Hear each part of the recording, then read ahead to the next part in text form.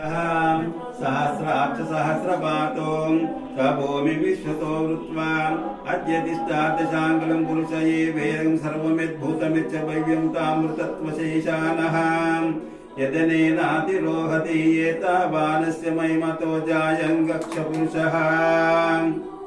पादोऽप्य विश्वभूतानि त्रिपादस्यां मृदवे त्रिपादोद्वैत्पुरुषः पादो से भावात्म ततो विश्वाचक्रामतो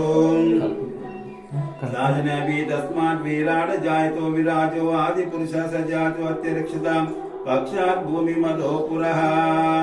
यत्पुरुषेण विशदे वैज्ञमतन्मतो सन्तो अस्मासीदाजं विस्मयमक्षरद्धवीः सत्यास्यासन् परिदयां त्रिसप्ता समिदः कृताः देव यज्ञं तनुवानः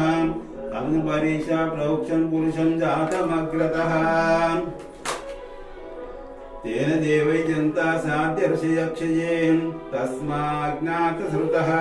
संवृतं सदाजं पशुपुस्ताकुचक्रे वायुव्यानरण्यान्द्रम्याक्षये तस्माज्ञातश्रुतः रुचसामानि जिजिग्नरे चिन्तागं जिजुस्तस्माद् जायतः तस्मादस्व आजायन्ता एके चोबाय ददः गावो तस्माद्